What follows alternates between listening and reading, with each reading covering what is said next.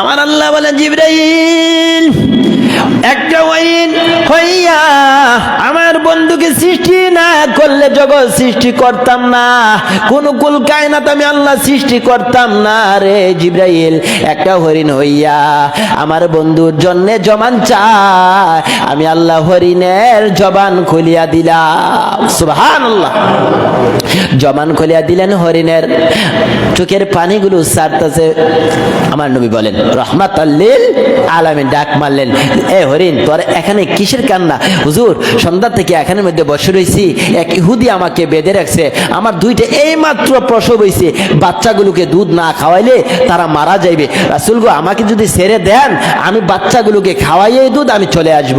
আমার নবী বলেন, ও তোর এই ব্যথা, দরজা জাল খুলিয়া দিয়া দিলেন হরিণ সাইরা, ওদিক দিয়া ইহুদি পাদ্রী চলে আসলেন। আমার হরিণ কোথায়? হরিণ ডাক মারলেন, বাবারে, তোর হরিণ ছেড়ে দিছি, তার বাচ্চাদেরকে দুধ খাওয়াইয়া তারা চলে আসবে। এই কথা বলতেছেন। পাদ্রী তো রাগ হয়ে গেছে, কি আশ্চর্যের ব্যাপার, জাল দিয়ে হরিণ ধরতে পারি নাই, আবার তো হরিণ বধি চলে আসবে, আমার সাথে ফাজলামি করতেছেন, ধমক মারতেছে। আর ওই দিক দিয়ে হরিণ বাচ্চাদের কাছে গিয়া সেরা চোখের পানি ছেড়ে দিয়েছে। বাচ্চারা রে, দুধ খাইবি নি? খা, মা বলে ডাকবি নি রে, ডাক। আর জীবনে কোনদিন মা বলে ডাকতে পারবি না। চোখের পানিগুলো ছাড়তেছে, বাচ্চারা একজনে আরেকজনের দিকে তাকাইতেছে, কোনো জবাব দেয় না, আর তাকায় রইছে। আবার ডাক মারলেন, রে বাচ্চারা, দুধ খাইবি নি? খা, দেরি করিস না রে, রহমাতাল লিল আলামিনের হাতের মধ্যে রশি লাগাইছি রে, খাইবি নি রে? তোদেরকে এক টুকরো দুধ খাওয়ার জন্য, একটা ফোঁটা দুধ খাওয়ানোর জন্য আমার রাসূলের হাতের মধ্যে রশি লাগাইছি। একটা বাচ্চা অপর বাচ্চারা কি জানে বলে, কথায় বুঝিয়ে বুঝাইতে চায়, ও এই বেদবি নাকি মা করেছে আমাদেরকে বাঁচানোর জন্য, আমাদেরকে দুধ খাওয়ানোর জন্য আমার রাসূলের হাতের মধ্যে রশি লাগাইছে। বড় অন্যায় করেছে রে, ও এত বড় বেদবি করেছে মা, যে মা করেছে আমাদের জীবন যাইব রে, আমরা এক ফোঁটা দুধ এ মায়ের খাইব না। আমার মা ডাকে, বাচ্চারা রে, দুধ খাইবি নি? খা, মা বলে ডাকবি নি রে, ডাক। আর জীবনে কোনোদিন মা ডাকতে পারবি না। একটু পরে দুইটা বাচ্চা ডাক মারলেন, ও তুমি নাকি আমাদের রাসূলের হাতের মধ্যে রশি লাগাইছো মা, আমাদের জীবন যাইব, তোমার মতো বেঈমান মায়ের দুধ আমরা খাইব না। কোনো জবাব দেয় না যখন, তারপর আবার ডাক মারলেন, ও মা, চলো না, যে রাসূলকে রশি লাগাইছো তোমার বেদবির ক্ষমা আমরাও আনবো, চলো না, আমাদের জীবন যাইব, দুধ খাইব না, আমার রাসূলের দরবারে নিয়ে যাও। বাচ্চাগুলোকে নিয়ে মা রওনা হয়ে গেলেন। আরে বাচ্চারা, না জানি ইহুদি আমার নবীকে আঘাত করে আমি সইতে পারবো না। বাচ্চাগুলোকে নিয়ে মা দৌড়ে আসতেছে, এদিক দিয়া ইহুদি বলতেছেন, ও মুহাম্মদ, যদি না আনতে পারো আমার হরিণ চামড়া থাকবে না। এইভাবে দমকাইতেছে। ইহুদি দূর থেকে হরিণ দেখে বলছেন, আরে ইহুদি, আমার নবীকে ধমক দিস না, আমার রাসূলের ধমক আমি সইতে পারি না। হরিণ হইয়া আমার নবীকে চিনে, উম্মত হইয়া আমরা নবীকে চিনতে পারলাম না। হরিণ যখন আপনার আমার নবীকে দেখলেন, দৌড়াই আমার আগে আগে আপনার আমার নবীর পায়ের মধ্যে চলে আসলেন। দৌড়ে এসে আপনার আমার নবীর পায়ে পড়ে কান্দে, হুজুর, আমার মা বড় বেয়াদবি করেছে গো, যতক্ষণ পর্যন্ত আমার মায়ের বেয়াদবির ক্ষমা না দিবেন গো, আমাদের জীবন যাইব, এই মায়ের দুধ আমরা খাইব না। আমার নবী ডাক মারলেন, ও ইহুদি, বল বল রে, ছোট দুইটা বাচ্চা নিবি রে, না বড় হরিণ নিবি?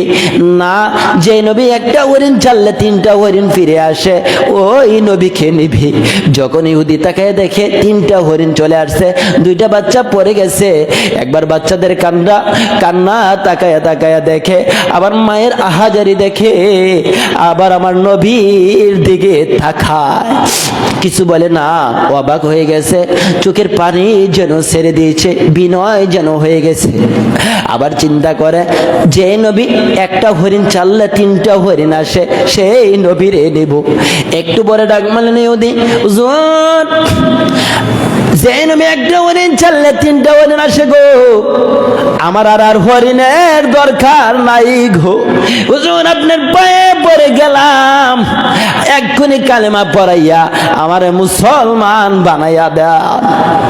বলতেছিলাম ইহুদিরা পর্যন্ত নবীকে চিনছে, কিন্তু আমরা মুসলমান হইয়া এখনো নবীর ভালোবাসা চিনি নাই। বলতেছিলাম রাসূলের ভালোবাসা কতটুকু ছিল, জঙ্গলার পশু পাখিরা পর্যন্ত রাসূলকে ভালোবাসছে, বাড়ছে কিনা? ও উম্মত হইয়া আজকাল আমরা রাসূলকে চিনতে পারি নাই, রাসূলের ভালোবাসার মধ্যে ঢুকতে পারি নাই। যদি রাসূলের ভালোবাসা ঢুকতে পারতাম, আমাদের বিশ্ব মুসলমান আর মায়ের খাইতো না, খাইতো মায়ের, কারণ আমরা রাসূলের ভালোবাসায় ঢুকতে পারি নাই। একটু মহাব্বতে দুরূদ পড়ি, আল্লাহুম্মা সাল্লি আলা সাইয়্যিদিনা মুহাম্মদ, হায়রে নাবিয়ানা, জোরে জোরে বলেন, হায়রে নাবিয়ানা শাফিয়ানা মাওলানা মুহাম্মদ, আহারে প্রাশান হৃদয় নবীর জন্য কান্দনা, আহারে প্রাশান হৃদয় নবীর জন্য কান্দনা, হায়রে তোমায় সারা দয়াল নবী বেহেশতে যাবে না, তোমায় সারা তেতে যাবে না। আল্লাহুম্মা সাল্লি সাইয়্যিদিনা শাফিয়ানা মাওলানা মুহাম্মদ, বালাগুল উলামি কামালিহি, কাশাফাত তুজামি জামালিহি, হাসানাত জামিউ খিসালিহি, সাল্লু আলাইহি ওয়া আলিহি। বলতেছিলাম, আপনার আমার নবী যদি না হইতো কোন সৃষ্টি, পশু পাখিরা পর্যন্ত আপনার আমার নবীকে চিনে কান্দে। জিবরাইল ডাক মারলেন, ইয়া রাসূলুল্লাহ, হুজুর পশু পাখি আপনি আসবেন বলে গো আপনার উপর দুরূদ ও সালাম প্রেরণ করতেছে। এবার ডাক মারলেন জিবরাইল, চলো আল্লাহর দরবারে যাই। জিবরাইল ডাকে, হুজুর আমি আর সামনে যাইতাম না। এবার ডাক মারলেন, কেন? তুমি কি এখানে এসে ইব্রাহিম নবীর সাথে মাতবরি করতা আর বলতাম, ইব্রাহিম আমি যাইতেছি আল্লাহর দরবারে, যদি তোমার কোনো কথা থাকে আমার কাছে বলে দাও, আমি আবার বলে দেব আল্লাহর কাছে। জিবরাইল বলে, হুজুর আমার এখানেই ক্ষমতা, এর বাইরে আসতে পারতাম না। ও এখানে এসেই তুমি বুঝি এই ইব্রাহিম নবীর সাথে মাতব্বরি করতা নাকি? হুজুর এটাই হুজুর, লজ্জা দেন না হুজুর, এখানেই। কয়, ও জিবরাইল তুমি তো এখানে এসে ইব্রাহিম নবীর সাথে পাওয়ার দেখাইতা, তুমি বলো তোমার কোনো আরজি আসেনি যে আমি আল্লাহর কাছে আজকে পৌঁছাই দিব? জিবরাইল বলে, হুজুর আমার একটা আরজি আছে গো, এই থেকে এখান থেকে কিয়ামত পর্যন্ত আপনার যত উম্মত হবে গো নবীজি, আপনার উপর যত ঈমান আনবে মুসলমান হইবে গো, সকল উম্মতের হাসরের দিন 30,000 পুলসিরাতের পুত হবে, হবে কিনা? ওই দিন আমি জিবরাইলের নূরের 600 পাখা আমি ওই দিন বিছায়া দিব গো, আপনার উম্মতেরা পার হয়ে যাইবে। কিছু কিছু উম্মতেরা আপনারা কি বেতা বান সুবহানাল্লাহ কইতো, তা জোরে কইবে সুবহানাল্লাহ, সমস্যাটা কি?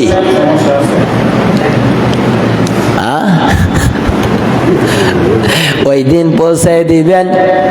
কিছু কিছু উম্মত এত আরাম লাগবে পাখাটা, তারা ঘুরবে হাঁটবে, একটু হেলান গিলান করবে, জাহান্নামের ফেরেশতারা ডাক মারবে, এই এটা কি দোলনা ভাই শুনি, যেমনে মন চায় এমনি ঘুরাও। জিবরাইল ডাক মারবেন, ও ফেরেশতারা, আজ ডিস্টার্ব করিস না, এটা আখিরি নবীর উম্মত। আখিরি নবীর উম্মতের সাথে বেয়াদবি করা যাবে না, আখিরি নবীর উম্মতের সাথে খেলাধুলাও করা যাবে না, তাদেরকে যাইতে দাও। জিবরাইল এই প্রস্তাব নিয়ে গেলেন। আমার আল্লাহ বলেন, জিবরাইল, বন্ধু হাবিব, আমি জিবরাইলের আরজি আমি আল্লাহ কবুল করে নিলাম। বন্ধু আপনি বলে দেন, জিবরাইলের আরজি আমি আল্লাহ কবুল করে নিলাম। ওই দিন আপনারা আমার নবীর যাত্রী হয়ে হাঁটবেন। কত সুন্দর বাজেট। এবার রফ নিয়ে আসলেন। আপনার আমার নবী আল্লাহর আরশের মধ্যে গিয়ে পৌঁছে যাচ্ছেন। একটু পরে আল্লাহর আরশ কেঁপে গেলেন। এবার নবীজি জুতা নিয়ে তো গেলেন, জুতাগুলো নিয়ে ছিঁড়ে জুতাগুলো ফেলে দিবেন। এই মুহূর্তে যখন আরশ কাঁপতেছে, আল্লাহ বন্ধু দরজা এই জুতাগুলো খুলতেছেন কেন?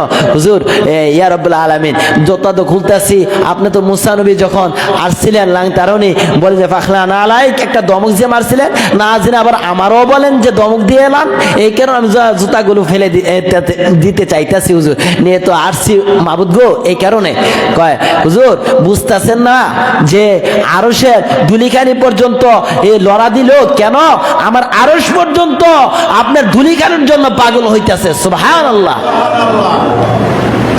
আর ইব্রাহিম নবী, মুসা নবী তাদেরকে দমক মারে, আর আপনার আমার নবীকে ভালোবেসে আল্লাহ প্রেমের আলাপের মধ্যে নিয়ে যায়। আমরা তো হলাম সেই এক নবীর উম্মত। নিয়ে গেলেন আমার বন্ধু এখানের মধ্যে সিদরাতুল মুনতাহার মধ্যে। এবার আল্লাহ বলেন, বন্ধু আপনি কি এখানে আনলো? যদি কেউ দেখে, আট্ট গভীরের মধ্যে আপনার আমার নবীকে নিয়ে গেলেন, এমন এক জায়গার মধ্যে 7 পর্দা চতুর্দিকে দিয়ে বন্ধুকে কাছাকাছি রাখলেন, রাইখে সেইরা বন্ধুর সাথে প্রেমের আলাপ 27 বছর। এবার আমার আপনার নবী কান্দে, মাবুদ সকালবেলা যখন আমার আবু বকর উঠবে, উঠান মাবুদ গো ডাকবে, কই আমার নবী যদি নবী আমাকে না পায় প্রভু, তখন তো কাঁদবে পাগল পাগল হয়ে। আমার আল্লাহ ডাক মানবেন, বন্ধু কাইদেন না, আপনার আবু বকর জানবে না, পৃথিবীর কোন মানুষ জানবে না আপনি যেখানে আসছেন গো নবীজি, কেউ জানবে না, কেউ শুনবে না। দুনিয়ার মধ্যে সমস্ত কিছু আমি একদম অফ করে রাখছি। দুনিয়ার মানুষ ঘুমাইবে, উঠবে না আপনি যতক্ষণ পর্যন্ত না যাইবেন গো আমাদের প্রেমের আলাপ চলবে। অনেকক্ষণ অনেক দিন আপনার আমার নবীর সাথে প্রেমের আলাপ করতেছেন, আলাপ শেষ হয় না, আলাপ শেষ হয় না। এইভাবে কান্দেন, যতবার আমার নবীকে জিজ্ঞেস করে ততবারই বন্ধুর উম্মতের মাপ চায়। আমার আল্লাহ বলে, বন্ধু যতবার চাইলাম ততবারই উম্মতের মাপ চান। কথা দিলাম গো, আল্লাহ সাউফা ইউতিকা রাব্বুকা ফাতারদ, বন্ধু গো আপনার উম্মতের আমি যদি একটু সুযোগ পাই, আপনার উম্মতের আপনি চাইতে হবে না, আমি এমনি এমনি আপনার উম্মতের মাফ করিয়া দিব। যদি বিশ্বাস না হয়, হাসরের মাঠ যেদিন কায়েম হইবে গো, ওই দিন আপনার আমার নবী সেজদায় পড়িয়া যাইবে। হযরতে জিবরাইল যখন শুনবে আপনার আমার নবী ওই সেজদার মধ্যে পড়ে গেছে, আমার আল্লাহ ওয়াদা করছে, ওয়ালা সাউফা ইউতিকা রাব্বুকা ফাতারদা, আপনার আমার নবীর উম্মতের একটু সুযোগ পায় যদি গো, অঙ্গীকার করছে ক্ষমা করিয়া দিবে। এই ঘটনাটা শুনি না আপনার আমার নবী ওই দিন সেজদায় পড়ে যাইবে, আপনার আমার আল্লাহ বসে যাইবে আসনের মধ্যে, ডাক মারবেন, সকল উম্মতেরা সকল নবী রাসূল হাজির হয়ে যাইবে, আপনার আমার নবী সেজদায় পড়ে যাইবে। আমার আল্লাহ বলবেন, ফেরেশতারা রে, বিচারের আসন শুরু করা হয়ে যাইবে। আমার বন্ধু কই রে? আমার বন্ধু ব্যতীত বিচার হবে না। হযরতে জিবরাইল আপনার আমার নবীকে খুঁজতে খুঁজতে গিয়ে দেখবেন পুলসিরাতের গুড়ায় সেজদায় পড়ে উম্মতি বলে কাঁদেবে। জিবরাইল ডাক মারবেন, সকল ফেরেশতারা আগে কাঁদবে, ইয়া রাসূলুল্লাহ মাথা মুবারক উঠান গো নবী, মাথা উঠান, আর সইতে পারি না, আর মাথা উঠান গো নবীজি। আল্লাহ বিচারের আইন শুরু করবেন, বসে গেলেন, আপনার জন্য বসে রয়েছে। এই আদর্শ দেখাইবেন, একবার দুইবার তিনবার ডাক মারবেন, জিবরাইল ডাক মারবে, জিবরাইল ইয়া রাসূলুল্লাহ উঠুন, মাথা মুবারক উঠান। তিনবারের মাথায় আপনার আমার নবী মাথা মুবারক উঠাইলে জিবরাইল তাকায় দেখবে দুইটা সাইড নবীজির কালো হয়ে গেছে। জিবরাইল বলবে, হুজুর এইভাবে কেন গো কান্দেন নবীজি? জিবরাইল না জানি রে, আজকে শত শত নবী শত শত উম্মত থাকবে রে, অনেক নবী রাসূল থাকবে রে, ওই উম্মতের কাহিনী আমি নবীর উম্মতেরা জানে রে। যদি আমার উম্মতের কাহিনী আবার তারা জেনে ফেলে, যদি বলে আখির নবীর উম্মতের এতটুকু গুনাহ করেছে, আমি রাসূল সইতে পারবো না, এই ব্যথায় আমি নবী কান্দি। আমার আল্লাহ বলবে, বন্ধু গো আপনার কাঁদতে হইবে না, আমি আল্লাহ কথা দিলাম গো আপনার কাঁদতে হবে না। আমি আল্লাহ যদি একটু সুযোগ পাই গো, আপনার উম্মতের আপনি চাইতে হবে না, মাফ চাইতে হবে না, আমি আল্লাহ ফাঁকি দিয়া আপনার উম্মতের মাফ করে দিব। সুবহানাল্লাহ। আমার আল্লাহ বলবেন, বন্ধু মাফ করে দিবে? হ্যাঁ মাফ করে দিব। আমি বিশ্বাস করলাম না, কেন বিশ্বাস করো না? বন্ধু গো যদি মাফ করে দাও, তাহলে আমার উম্মতের গুনাহ খাতাগুলো আমি রাসূলের হাতে উঠাইয়া দাও। আমার আল্লাহ ডাক মারবে, বন্ধু গো কেন তোমার হাতের মধ্যে উঠাই দিব? মাবুদ আমার উম্মত বাতাফোরা উম্মত গো, অনেক গুনাহ করে গো, আমার উম্মতের খবর যদি অন্য নবী রাসূলের উম্মতেরা জেনে ফেলে, আমি রাসূল বড় লজ্জিত হইব, এই কারণে হাত উঠায় দাও। আমার আল্লাহ বলেন, বন্ধু গো অন্য অন্য নবী উম্মতের কাহিনী আমি জানাইছি আপনাকে, কিন্তু আপনার উম্মতের কাহিনী অন্য নবী উম্মতেরা জানবে দূরের কথা, কোন রাসূলকে জানাইব না, এমনকি আপনার রাসূলকেও জানাইব না। আমি আল্লাহ যদি একটু সুযোগ পাই গো নবীজি, আমি আল্লাহ ফাঁকি দিয়া আপনার উম্মতের মাফ করিয়া দিব। আরে উম্মতের কান্ডার নবী রহমতের ভান্ডার, উম্মতের কান্ডারি নবী,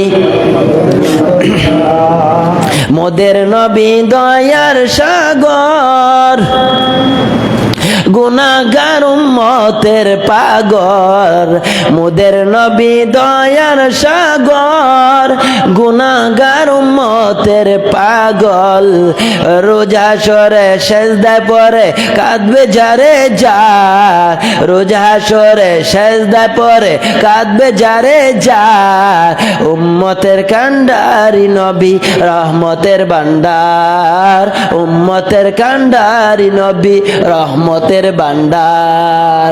যাইয়া দেখো মদিনাতে আর কান্দে নবী রওজা পাকে, যাইয়া দেখো মদিনাতে কান্দে নবী রওজা পাকে, মাফ করিয়া দাও গো খুদা উম্মত গুনাহগার, মাফ করিয়া দাও গো খুদা উম্মত গুনাহগার, উম্মতের কান্ডারি নবী রহমতের ভান্ডার, উম্মতের কান্ডারি নবী।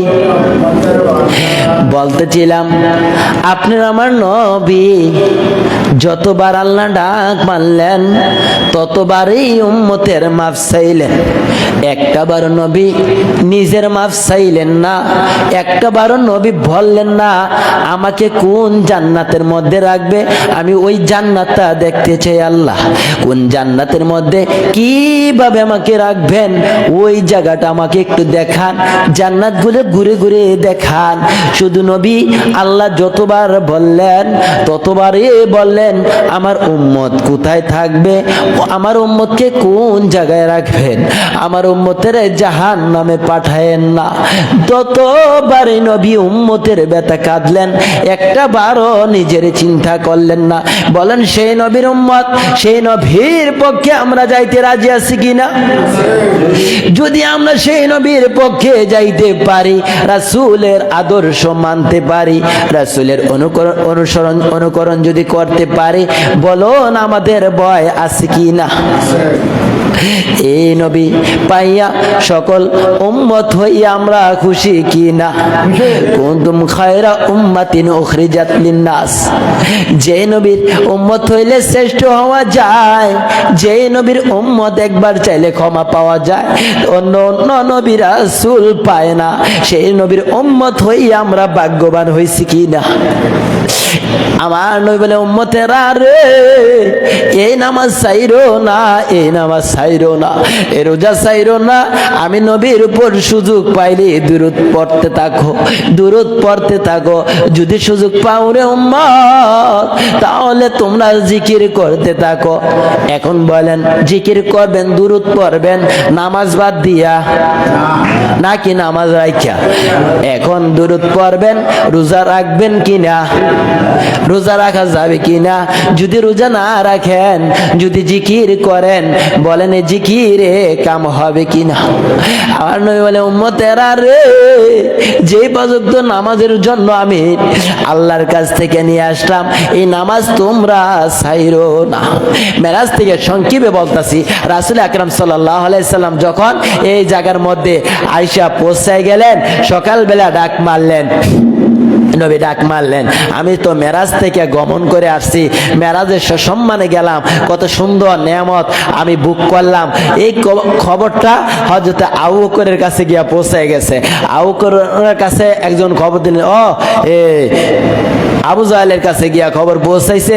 আবু জাহেল বলতাছে, এই রে মুহাম্মদ নাকি একদিনে এক রাতের কিছু অংশের মধ্যে 27 বছর সমতুল্য সে সময় কাটাইছে, এটা কি তোমার বিশ্বাস হয়? এটা কি সম্ভব? আমাদের সাথে মাতাব্বরি করে, মিথ্যা কথা বলে, বানরডি করে, এটা কিভাবে বলে?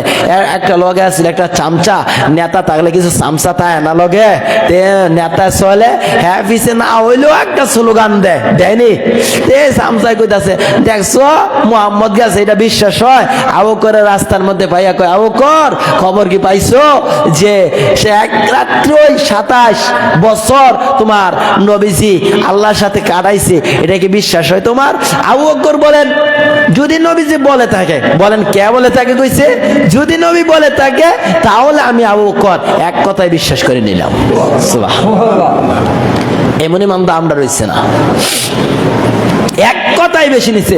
ওই দিন পরেই আবু বকরের নাম হয়েছে আবু বকর সিদ্দিক আকবর রাদিয়াল্লাহু তাআলা আনহু। ওই দিন থেকেই তাহলে দেখেন রাসূলের ভালোবাসা, রাসূলের আদর্শ, এইগুলো কি মানার নাম। আবু বকর মানার কারণে আবু বকর জান্নাতে চলে গেছে। আবু বকর যদি না মানতো তাহলে কি জান্নাতে যাইতে পারতো? বাবারে, যারা রাসূলকে চিনছে তারাই তো মানছে, যারা চিনে নাই তারা মানেও নাই। এই কারণে একটা গজল কই, ইয়া মুহাম্মদ মুস্তাফা নবী এসো নিরালায়, ইয়া মুহাম্মদ মুস্তাফা নবী এসো নিরালায়, তোমারি দিদার প্রেমের গুচিবে জ্বালায়, হায়রে তোমারি দিদার প্রেমের গুচিবে জ্বালায়, ইয়া মুহাম্মদ মুস্তাফা নবী এসো নিরালায়। আবু জাহেল চিনে না, নবী বলে মানে না, আবু জাহেল চিনে না, নবী বলে মানে না, আব্দুল্লাহর ছেলে বলে আমেনার পুলা, হায়রে আব্দুল্লাহর ছেলে বলে আমেনার পুলা, ইয়া মুহাম্মদ মুস্তাফা নবী এসো নিরালায়, ইয়া মুহাম্মদ মুস্তাফা নবী এসো নিরালায়। ওমর ফারুক চিনিয়া, নবী বলে মানিয়া, ওমর ফারুক চিনিয়া, মানিয়া, নবী বলে মানিয়া পায়ে ধরে কালেমা পড়ে ভাগ্য হয় বালা, হায়রে পায়ে ধরে কালেমা পড়ে ভাগ্য হয় বালা। ইয়া মুহাম্মদ মুস্তাফা নবী এসো নিরালায়, ইয়া মুহাম্মদ মুস্তাফা নবী এসো নিরালায়। আরিফির বাবু না নবী ছাড়া হব না, আরিফির বাবু না নবী ছাড়া হব না, নবীর আশিক পার হইবে হাসরের বেলায়, হায়রে নবীর আশিক পার হইবে হাসরের বেলায়। ইয়া মুহাম্মদ মুস্তাফা নবী এসো নিরালায়, ইয়া মুহাম্মদ মুস্তাফা নবী এসো নিরালায়। বাবা রে, আজকের আলোচনার মূল অংশ বিদেশ থেকে অত্যন্ত আমার শ্রদ্ধেয় ভাই জাকির ভাই, উনি আপনার আরেকবার এক আলোচনার মধ্যে আমারে দাওয়াত দিছে, এখানে কোন জায়গায় যে ওই জায়গার মধ্যে আসতে হইছে। এখন স্নেহের বড় ভাই উনি আমার বিদেশে আজকে হঠাৎ করে আমার আরেক জায়গায় আসছিল, ওই জায়গায় ক্যান্সার করে আমি কই যেহেতু ভাই বলছে এখানে তো আমার আসতে হয়, আবার বারবার অনুরোধ, একবার না ভাই আসতেই হবে। আমি বলতেছি ভাই আসার তো এক জায়গায় যাম হো, আমি মণিপুর আজকের মাহফিল ওই জায়গায় যাইবো, কিন্তু ভাইয়ের কথায় রাখতে ভাই আমার এই জায়গার মধ্যে আজকে যাইতেই হবে। এখানের মধ্যে দাঁড়িয়ে এসে অনেক অনেক বর্ণনা দিলেন ভাই, তো আমি বললাম যেহেতু আপনি বলতেছেন না গিয়ে পারতেছি না, কথা রাখতে হয়, তো সাথে সাথে আপনার রাখলাম। আসরের পর আবার আসার জন্য আপনার অনুরোধ করলো, কিন্তু আপনারা তো প্রথম তো ভাবছিলেন যখন আইসে এখানে মধ্যে বসছি হুজুর আর কি সামান্য কি কন, আপনাদের দুয়ায় ভালোবাসায় ইয়ারি সবসময় আলোচনার মাঠেই আছে, করতেছে, সুযোগ পাই না, যাইতে পারি না, কারণ আপনারা এই জায়গাটা আসছেন না, তো এই কারণে বুঝতে অনেক চিনেন না। আবার ওই জায়গার স্ট্যাং বর্তমানে স্ট্যাং করে না মানুষ, এটা বোধহয় করি না, এত সাধারণ বেশে যায় মানুষ সামথিক বুঝে না, বক্তা কাটা কি হুজুর সাধারণ হুজুর কোন এত সাজ গুজ করে কি লাভ আছে? মল্লা আমি